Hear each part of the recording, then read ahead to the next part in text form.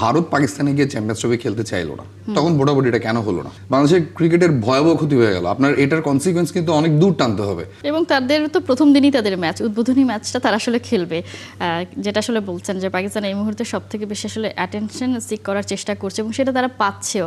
যদি তারা সত্যিই বাংলাদেশের পাশে দাঁড়াতে চাইতো তাহলে তাদের ইনিশিয়েটিভ আমরা দেখতে পেতাম হয়তো, যে তারা আরও যারা আইসিসির ফুল মেম্বার আছে তাদের সাথে কথা বলছে কিনা, তাদেরকে জড়ো করছে কিনা, যে কারণ তারা তো ভারতের বিরুদ্ধে অভিযোগ এনেছে যে ভারতের দ্বিচারিতা, তারা এক একজনের বেলায় এক এক রকম করছে, আইসিসি ভারতের পক্ষপাতী। তো সেসব হলে তো তাদের অন্য ফুল মেম্বারদের সাথেও আলোচনা করার কথা ছিল।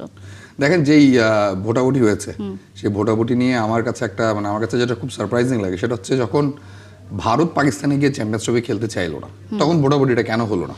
আমি অনেক কিছু কম জানি, আমি কম জানতে পারি, এটাও হয়তো কম জানা থাকতে পারে।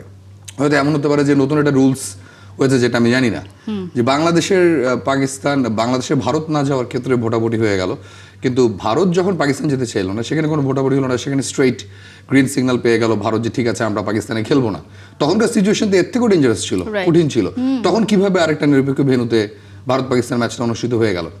এবং আপনি দেখেন যে আমি এমনও শুনেছি যে শ্রীলঙ্কার ক্রিকেট বোর্ডের সাথে বাংলাদেশ ক্রিকেট বোর্ডের প্রধানের কথা হয়েছিল এই ভোটাভুটির আগে, যেখানে শ্রীলঙ্কান ক্রিকেট বোর্ডের প্রধান বলেছেন আপনারা আসেন, আমরা আয়োজন করবো আপনাদের ম্যাচ।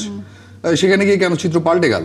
সো স্পেকুলেশন যাই থাকুক না কেন, দিন শেষে এখানে অনেকগুলো হিসেবে আছে। বাংলাদেশ গভর্নমেন্ট কি চায়, আদৌ বাংলাদেশ গভর্নমেন্ট যেটা চায় সেটাই বিসিবি চেয়েছে কিনা, আবার বিসিবি সেটা যদি চেয়ে না থাকে সেক্ষেত্রে বিসিবি বাংলাদেশ গভর্নমেন্টের সাথে লিয়াজ হতে পেরেছে কিনা, সেখানে তারা পারেনি। ক্রিকেটাররা কি চেয়েছে, ক্রিকেটাররা কি পেল, ক্রিকেটাররা কি চেয়েছে সেটা কেউ জানতে চায়নি, আসলে জেনে তো লাভ নেই, কারণ বিসিবি কি করতে চায় সেটাও তো আমরা জানি না। হয়তো বিসিবি রাত পা বাঁধা, হয়তো বাংলাদেশ গভর্নমেন্ট যে সিদ্ধান্ত জানিয়েছে সেখানে কালকে দেখেন বাংলাদেশের সাবেক ফুটবলার, সাবেক ক্যাপ্টেন আমিনুল হক, যিনি বিএনপির খুবই শীর্ষস্থানীয় একজন নেতা, তিনি কালকে বলেছেন একটা খুব গুরুত্বপূর্ণ কথা, যে যারা বাংলাদেশের ক্রিকেটের ক্ষতি করেছেন তাদের কিন্তু এটার মাসুল দিতে হবে।